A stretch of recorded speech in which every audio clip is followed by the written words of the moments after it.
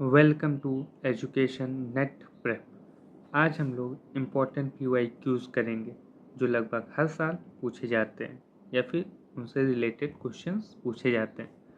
सो पहले क्वेश्चन पे आते हैं।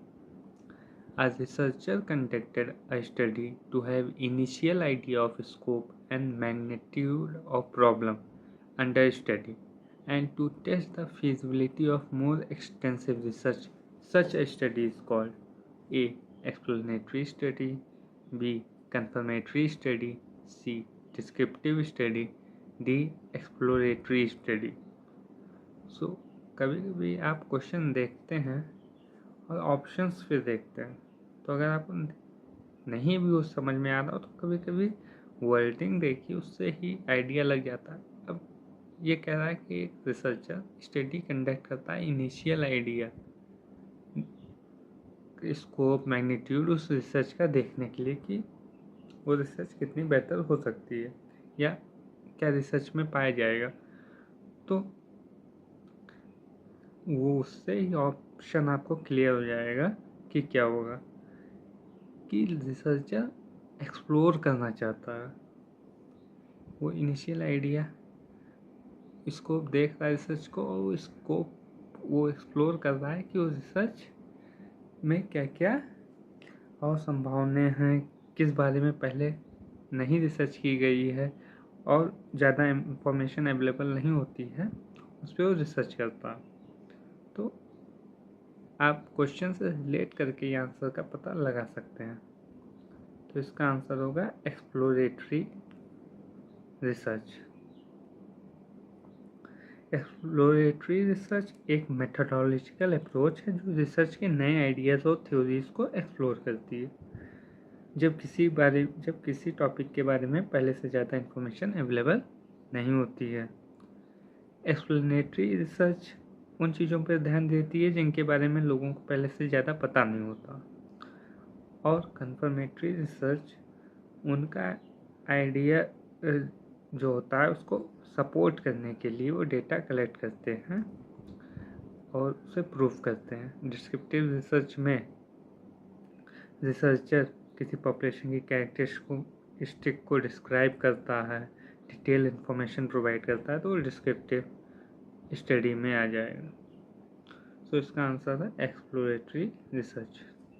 अब आगे बढ़ते हैं। An independent variable in an experimental study which is manipulated by the investigator at his will is technically known as। ये कह रहा है जैसे इंडिपेंडेंट वेरिएबल होता एक्सपेरिमेंटल स्टडी या एक्सपेरिमेंटल रिसर्च में उसे मैनिपुलेट करते हैं इंडिपेंडेंट वेरिएबल पे उसका इफेक्ट देखने के लिए। तो टेक्निकल वर्ड में उसे हम क्या कहते हैं? तो टेक्निकल वर्ड में हम उसे ट्रीटमेंट वेरिएबल कहते हैं। नेक्स्ट देखते हैं। Which of the following terms best indicates the intent of qualitative research? तो ऑप्शन ए दिया है understanding, explanation, description, exploration, interpretation. तो सबसे पहले तो हमें ये पता है कि क्वालिटेटिव रिसर्च में डीप अंडरस्टैंडिंग होनी चाहिए। आप ये तो होगा ही होगा। Explanation, description, exploration and interpretation. तो डिस्क्रिप्शन कैरेक्टरिस्टिक नहीं है, एक्सप्लोरेशन है, इंटरप्रिटेशन तो होगी ही होगी। तो आपको ऑप्शंस मिल गए ए, डी, ई। नेक्स्ट आएंगे। The purpose of external criticism in historical research is to verify the authenticity of source, verify the accuracy of source, both of the above, कि verify the hypothesis। अब आप इससे क्या कहते हैं, कुछ ऑप्शंस आप ऐसे भी वो एलिमिनेट कर सकते हैं अगर ना समझ में आए। जैसे वेरीफाई द हाइपोथेसिस का कोई मतलब नहीं है, ये तो आप जब स्टैट्स लगाएंगे तब आएगा, तो आपका ऑप्शन ये कट गया। अब ये तीन ऑप्शन आपके बचे हैं। तो verify the authenticity of source और एक्यूरेसी ऑफ सोर्स। आपको पता है हिस्टोरिकल रिसर्च में एक एक्सटर्नल क्रिटिसिज्म होता है, एक इंटरनल क्रिटिसिज्म होता है। तो एक्सटर्नल क्रिटिसिज्म में हम ऑथेंटिसिटी ऑफ सोर्स को वेरीफाई करते हैं और इंटरनल क्रिटिसिज्म में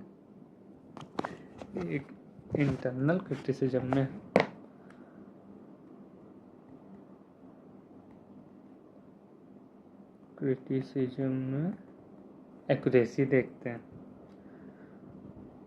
सो आगे बढ़ते हैं। Which among the following are non-probability sampling technique? Cluster sampling, quota sampling, accidental sampling, snowball sampling। तो नॉन प्रोबेबिलिटी सैम्पलिंग टेक्निक होती क्या? नॉन प्रोबेबिलिटी सैम्पलिंग टेक्निक में पार्टिसिपेंट्स को इक्वल चांस नहीं होता सिलेक्ट होने का। उसमें रिसर्चर इंटेंशनली या कन्वीनियंटली सिलेक्ट करता है पार्टिसिपेंट को रेदर देन रैंडमली। सो अब इसमें हम लोग देखेंगे कि नॉन प्रोबेबिलिटी सैम्पलिंग की टेक्निक क्या होती है। और एक चीज़ वही मैं एलिमिनेशन की आपको ये बताना चाहूँगा फिर से कि देखिए इसमें 4 ऑप्शंस दिए हुए और 3 सही हैं, 1 गलत है। तो अब आपको ये देखना है प्रोबेबिलिटी क्या है। अगर नॉन प्रोबेबिलिटी टेक्निक आपको उतनी नहीं पता है तो आपको अदर साइड देखना है। तो पहला क्या होता है? Cluster sampling. यह टेक्निक सैम्पलिंग का ये कह सकते हैं कि पॉपुलेशन को क्लस्टर में डिवाइड करते हैं, फिर रैंडमली सिलेक्ट करते हैं। ये कई लेयर में होती है ये सैम्पलिंग। तो ये रैंडम अगर सिलेक्ट होती है तो ये नॉन प्रोबेबिलिटी सैम्पलिंग टेक्निक तो नहीं होगी। तो हमारी कौन सी बची? कोटा, एक्सीडेंटल और स्नोबॉल। कोटा की ही एक अदर साइड होती है स्ट्रेटिफाइड, वो प्रोबेबिलिटी सैम्पलिंग टेक्निक में होती है। तो इसका आंसर क्या है? इसका आंसर होगा 2, 3, 4।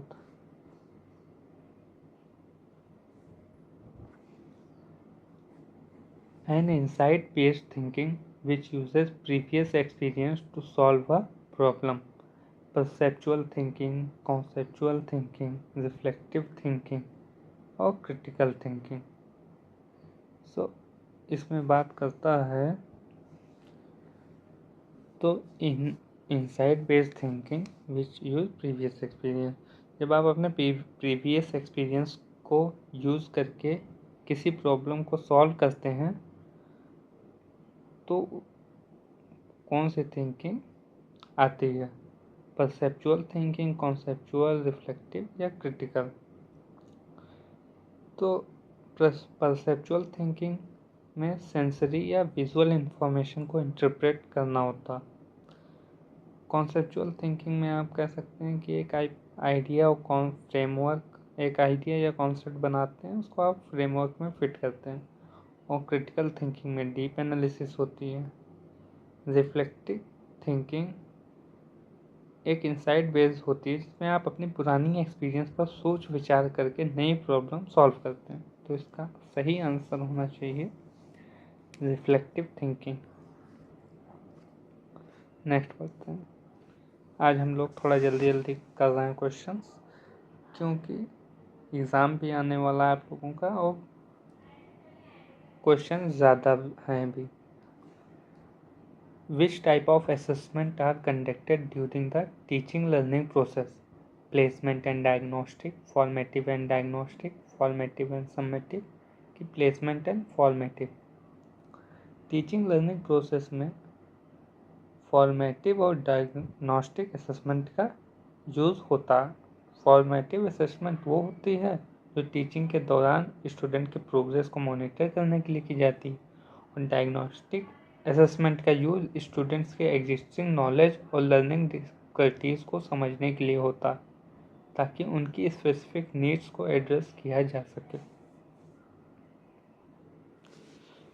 सो सेकंड ऑप्शन अब जैसे समेटिव है तो वो एंड में सेशन में होगी, आपका ओवरऑल परफॉर्मेंस हो जाता है। रिजल्ट या जो मेन टर्म एग्ज़ाम होता है उसमें होती है। तो ये टीचिंग लर्निंग प्रोसेस का पार्ट, ये आपके रिजल्ट ओरिएंटेड का पार्ट हो गया कि आपके आखिरी में आएगा। प्लेसमेंट, ये भी आप टीचिंग लर्निंग प्रोसेस में नहीं आएगा। तो मेनली जो दो आएंगे तो सभी, लेकिन मेनली जो दो आएंगे वो फॉर्मेटिव एंड डायग्नोस्टिक आएंगे। One of the following is not a principle of curriculum construction: principle of child centredness, principle of readiness, forward looking principle, principle of rigidity. अब आप ये देख के कि प्रिंसिपल पूछा जा रहा है, ये पूछा जा रहा है, मैंने तो पढ़ा नहीं करिकुलम कंस्ट्रक्शन, तो घबराना नहीं। सबसे पहले आप क्वेश्चन पढ़ने के बाद ऑप्शंस से रिलेट करने की कोशिश किया करिए। अब देखिए, प्रिंसिपल ऑफ चाइल्ड सेंटर्डनेस, तो ये तो पॉजिटिव चीज़ है, तो ये तो करिकुलम कंस्ट्रक्शन का पार्ट होगी या होना चाहिए, चलो एक मान ली। रेडीनेस, आपको रेडी रहना पड़ेगा, ये भी होना चाहिए। फॉरवर्ड लुकिंग प्रिंसिपल, ये भी पॉजिटिव बोलना।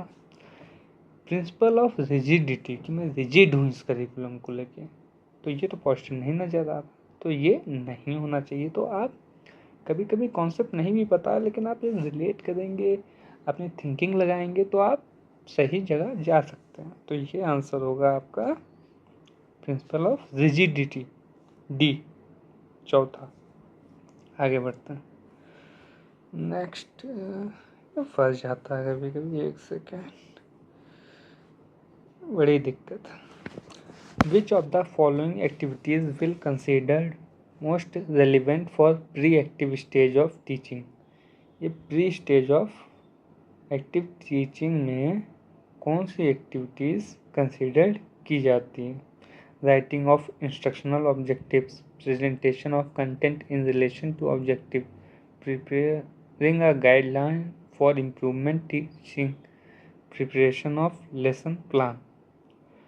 तो अब आप ये देखिए, प्री स्टेज में क्या क्या होगा। आप एक टीचर बन के ही इस क्वेश्चन को सॉल्व कीजिए। तो preparing a guideline for improvement in teaching, तो इम्प्रूवमेंट तो तब आप करेंगे जब पढ़ा चुके होंगे उस चीज़ को, तो ये प्री में तो आएगा नहीं। आप पहले काम क्या करते हैं, एक इंस्ट्रक्शनल ऑब्जेक्टिव बताएंगे। आप प्रेजेंटेशन तो टीचिंग के दौरान करेंगे, आप लेसन प्लान बनाएंगे। तो इसका ऑप्शन क्या होगा, 1 और 4। कभी कभी बस अप्लाई करिए, क्वेश्चन अपने आप सॉल्व होंगे।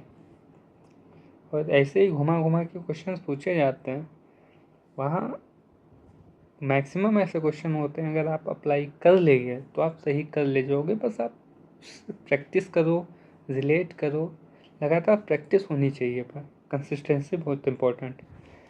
School teacher mister Jain developed a model of curriculum with the help of his student. In coming years, this model became so popular that gradually all schools at district, state, and national level implemented this model. This may be called an example: demonstration model, grassroots model, administrative model, system analysis model.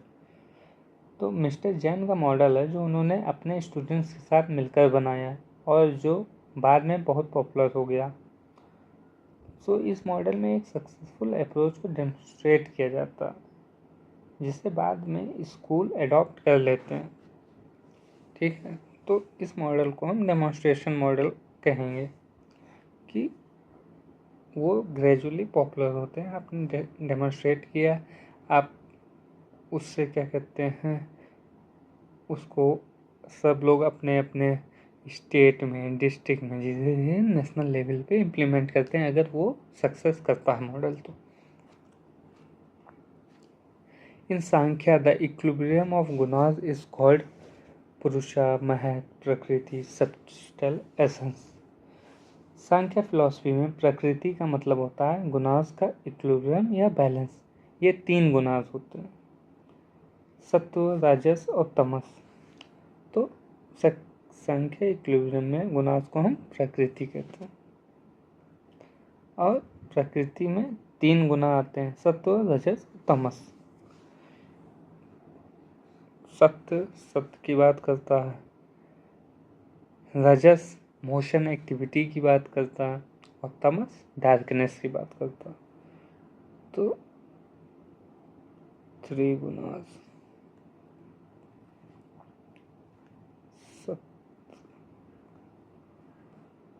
रजस,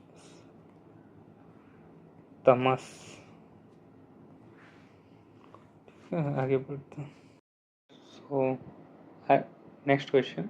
A teacher is faced with the problem of choosing the appropriate teaching method for the transaction of a course conduct.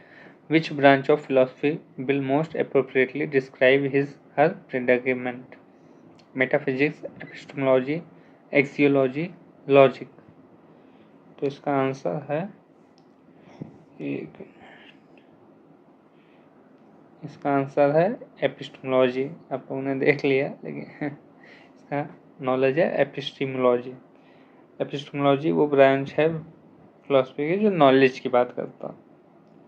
तो इसका ये answer है। Next आगे की बात करते हैं। Who among the following Indian thinkers has contributed to the concept of integral education? Integral education के बारे में किसने बात की थी? तो ये कॉन्सेप्ट दिया था श्री अरबिंदो ने। तो इंटीग्रल कॉन्सेप्ट एजुकेशन का कॉन्सेप्ट क्या है? ये physical, mental, emotional, spiritual development पर फोकस करता है। उनका बिलीफ था कि एजुकेशन का जो पर्पज है वो सिर्फ एकेडमिक नॉलेज नहीं है, बल्कि ओवरऑल डेवलपमेंट होना चाहिए। तो उन्होंने इंटीग्रल एजुकेशन दिया था। इसका आंसर हाँ, श्री अरबिंदो। आगे बढ़ते हैं। In which of the following areas the contribution of Savitribai Phule highly acclaimed? Upliftment of schedule caste, settlement of poor people, education of women या एजुकेशन ऑफ। सावित्रीबाई फुले को इंडिया में वुमेन एजुकेशन के फील्ड में उनके सिग्निफिकेंट कंट्रीब्यूशन के लिए जाना जाता है। उन्होंने लड़कियों के लिए पहला स्कूल एस्टेब्लिश किया और उनकी एजुकेशन के लिए बहुत एफर्ट्स किए, जब समाज में इसके प्रति बहुत रेजिस्टेंस था। तो इसलिए एजुकेशन ऑफ वुमेन, उन्होंने और भी काफ़ी चीज़ों पे काम किया, पर हाईली एक्लेम्ड वो एजुकेशन ऑफ वुमेन के लिए। आगे बढ़ते हैं। Which of the following can be positive strength for normal children in inclusive classroom? Mental development become faster, social skill develop easily, motor skill develop easily, collaborative skill develop easily. तो इसको हम देखते हैं। अब ऐसे क्वेश्चन में सबसे पहले क्या करना चाहिए? पहले तो आप वो है कि सारे क्वेश्चन को समझिए, ऑप्शंस को, और क्वेश्चन से रिलेट कीजिए। मेंटल डेवलपमेंट बिकम फास्टर, क्या इंक्लूसिव क्लासरूम में मेंटल डेवलपमेंट बिकम फास्टर होने का ये पॉजिटिव स्ट्रेंथ है नॉर्मल चिल्ड्रन का? कितना इससे रिलेट कर पा रहे हैं आप? Second, social skill develop easily, motor skill develop easily कि कोलैबोरेटिव स्किल डेवलप इजली? अब अब देखते हैं कि क्या चीज़ पॉजिटिव स्ट्रेंथ हो सकती है नॉर्मल चिल्ड्रन की। तो जैसे हम लोग अब इसमें देखते हैं मोटर स्किल, तो मोटर स्किल भी एक स्ट्रेंथ ही होगी, मेंटल नहीं होगी। सोशल स्किल और कोलैबोरेटिव स्किल्स, ये 2 पॉजिटिव लग रहे हैं। अब सोशल स्किल्स जब डेवलप होगी तो ही कोलैबोरेटिव स्किल्स का प्रोसेस आगे बढ़ेगा। तो पहली पॉजिटिव स्ट्रेंथ तो जो ये होगी वो सोशल स्किल डेवलप ही होगी, कि ये जब सोशल स्किल्स उनकी इंक्लूसिव क्लासरूम में डेवलप होगी तभी वो उनके साथ कोलैब करेंगे और आगे बढ़ेंगे। तो सोशल स्किल डेवलप, इसलिए आपका इसका आंसर होना चाहिए। नहीं, इसका आंसर होगा बी, सोशल स्किल। ये गलत है, इसका आंसर है B, social skills develop easily.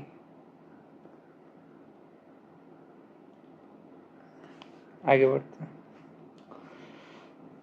फंस जाता है बीच बीच में। One of the main features of inclusive classroom is teachers organize the classroom with the scope of heterogeneity in the classroom. Teacher takes special care of disabled children. Teacher seeks the support of specialists to help the slow learners. Teacher shows sympathy to disabled children. So statement पढ़ के special care of disabled children, तो inclusive में तो ये हो ही नहीं सकता। So sympathy to disabled children, ये भी नहीं हो। Teachers organise the classroom with the heterogeneity in the classroom. Hetero mix रहेगा, यही तो मेन फीचर्स है, तो यही answer. Next, how many categories of disabilities are included in RPWD act 2016? RPWD act, right person with disabilities. तो इसमें कितनी disabilities आती हैं? 21। इससे पहले 1995 में एक एक्ट आया था, PWD, person with disabilities act, उसमें 7 डिसेबिलिटी थी। 1995 PWD एक्ट। ठीक है, आगे बढ़ते हैं। कहाँ फंस जाता है? The concept of latent learning was advocated by पियाजे, टोलमैन, हल, ब्लूम। तो लेटेंट लर्निंग का कॉन्सेप्ट किसने दिया था? लेटेंट लर्निंग को टोलमैन ने प्रपोज किया था। लेटेंट लर्निंग से मतलब है कि या लेटेंट लर्निंग से मतलब है कि वो नॉलेज जो जब तक सामने नहीं आती है, जब तक उसे दिखाने की ज़रूरत ना हो। मतलब आपने कुछ सीखने के लिए किया होता है, लेकिन वो तभी प्रकट होता है जब आपको उसे करने की ज़रूरत होती है। सो ये लेटेंट लर्निंग का कॉन्सेप्ट है। मतलब वो कहीं ना कहीं आपके बैक ऑफ माइंड रहती है, पर वो ऑटोमेटिक वो नॉलेज बाद में आपको ज़रूरत के समय पे आती है।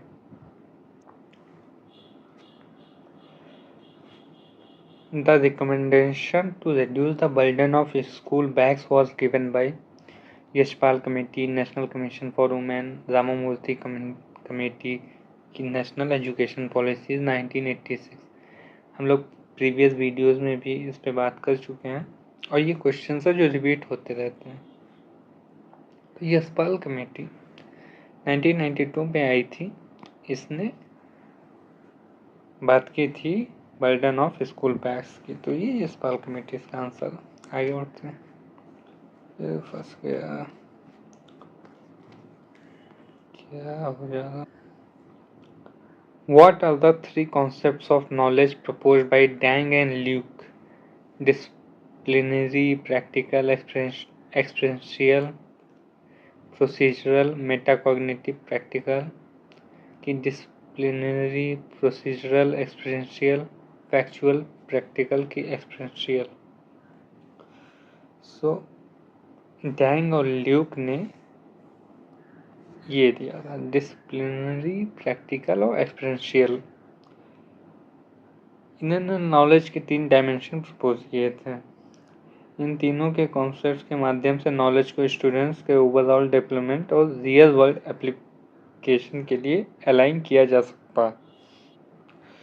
सो ये 3 हम डैंग एंड ल्यूक से रिलेट कर सकते हैं। आगे बढ़ते हैं। Which of the following schemes have subsumed in Samagra शिक्षा?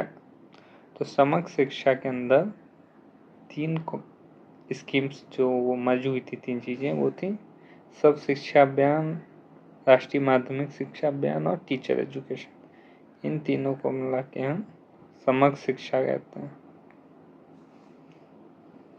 आगे बढ़ते हैं। What is the primary role of teacher education institution in improving the quality of school education in India? तो टीचर एजुकेशन का क्या प्राइमरी काम है? करिकुलम डेवलपमेंट करना ना, टीचर ट्रेनिंग, पॉलिसी फॉर्मुलेशन की इंफ्रास्ट्रक्चर डेवलपमेंट? क्लियर आपको लग रहा है? टीचर एजुकेशन, टीचर ट्रेनिंग उसका प्राइमरी रोल होगा, सिंपल है। पर यही सिंपल क्वेश्चन अगर आप सही समय पे अप्लाई नहीं, वहाँ पे क्या कॉन्सेप्ट है कि लिमिटेड टाइम है, उतने टाइम पे सभी को वो क्वेश्चंस करने, 19-20 सभी को आते हैं, थोड़ा बहुत ऊपर नीचे होता, कौन टाइम रहते अप्लाई कर पाता है, कौन नहीं करता, ये मेन कॉन्सेप्ट होता। तो ये आपको देखना। What best describes the role of educational leadership in teacher education program? Implementing national education policies, promoting collaborative learning environment, managing school finance की overseeing student enrollment process। तो एजुकेशनल लीडरशिप का क्या role है टीचर एजुकेशन प्रोग्राम में? Implement national education policies? नहीं। Managing school finance? नहीं। Overseeing student enrollment process? नहीं। Promoting collaborative learning involvement? B answer होगा इसमें। आगे बढ़ते हैं।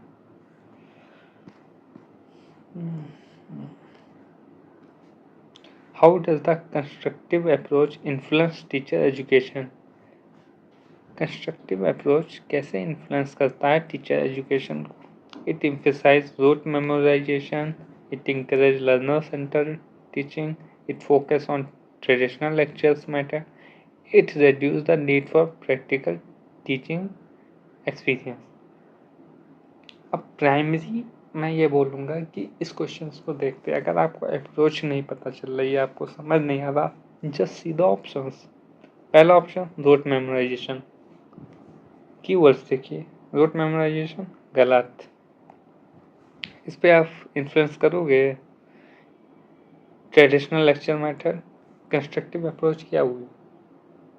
कंस्ट्रक्टिव अप्रोच से आपको क्या पता चला? आप कंस्ट्रक्ट, आप आगे की डायरेक्शन की ओर सोच, आप इनोवेटिव चीज कर रहे हैं, ठीक है? क्या आप ट्रेडिशनल लेक्चर मेथड पे रहना चाहेंगे? फोकस करेगा? नहीं करेगा। प्रैक्टिकल टीचिंग एक्सपीरियंस को रिड्यूस करना, नेगेटिव वर्ड। तो ये तीनों ऑप्शन गलत है। सही ऑप्शन क्या है आपका? इंकरेज लर्नर सेंटर टीचिंग, कि लर्नर वहाँ पे सेंटर में, और ये स्टेटमेंट भी पॉजिटिव है। तो आगे बढ़ते हैं।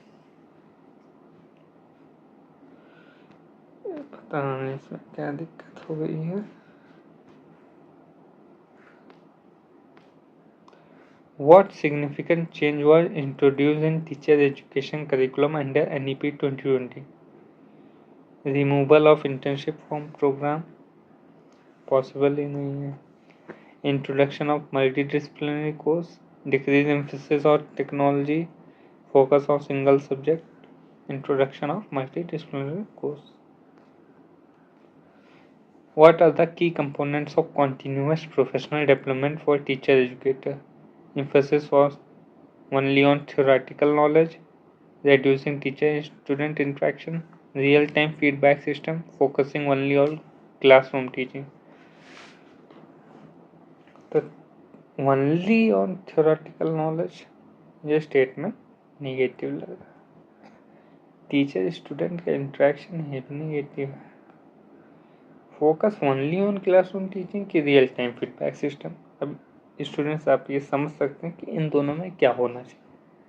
तो आप रियल टाइम फीडबैक सिस्टम्स को फोकस ज़्यादा करो, क्योंकि यहाँ पे ओनली दिया है। ओनली हमेशा आपको रेस्ट्रिक्ट करता, लिमिटेड करता। How can action research be utilised in teacher education programme to address challenges? Emphasizing only theoretical research, only addressing classroom challenges, ये हो सकता है। Writing academic papers only, not applying research findings, सो आप देखिए maximum question अगर थोड़ा भी आप अपने चीज़ों को अप्लाई करेंगे या उस बारे में आपको नॉलेज है तो आप आसानी से बढ़ सकते हैं। और जैसी ही चीज़ें आती हैं जस्ट है कि आपको अपना माइंड कूल रख के समझना है बस, क्योंकि हल्का ऊपर नीचे और आप गलत कर देते हो।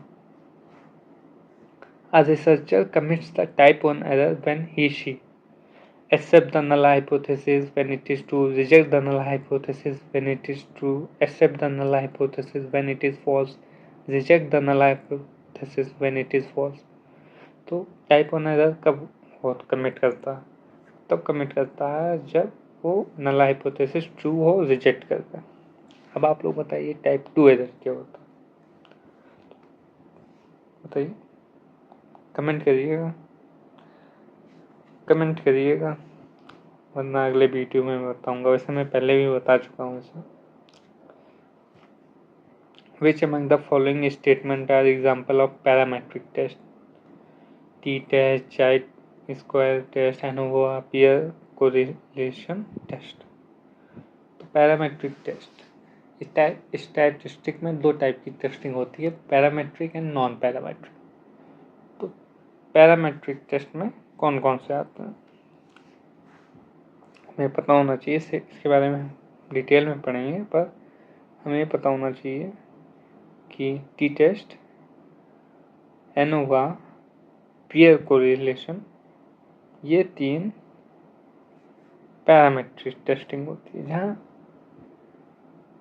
रैंडमली हम लोग सैंपल और पार्टिसिपेंट को लिए होते हैं, यहाँ लार्ज नंबर पे होता है। और चाहे स्क्वायर टेस्ट नॉन पैरामेट्रिक होती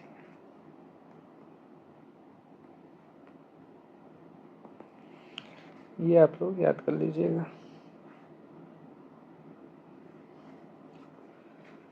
इसके बारे में हम जब स्टैट्स पढ़ेंगे तो और ज़्यादा समझेंगे, कि ऐसे अभी बता भी देंगे तो उतना आइडिया लगेगा नहीं। Minnesota multiphasic personality inventory MMPI word develop by, ये किसने दी थी? ये मैकिनले एंड हैथवे ने दी थी और इसमें 550 आइटम्स इंक्लूड होते हैं। सो आज हमारे ये 30 क्वेश्चंस रहे हैं। इसे आप लोग ज़रूर एक बार देखिएगा और समझने की कोशिश करिएगा, और हम लोग फिर जल्दी नेक्स्ट वीडियो में मिलेंगे। कोई भी क्वेरी हो और ना समझ में आ रहा हो तो टेलीग्राम पे ज़रूर क्वेश्चंस अपने भेजिए, वहाँ पे ज़्यादा से ज़्यादा जुड़िए। इसकी PDF भी वहाँ आपको मिल जाएगी। मैं बस यही कहूँगा कि कंसिस्टेंट रहिए, क्वेश्चन को रिलेट कीजिए, और अगर आप उस क्वेश्चंस को बार बार पढ़ेंगे आप कई क्वेश्चंस इससे बन सकेंगे। तो थैंक यू सो मच।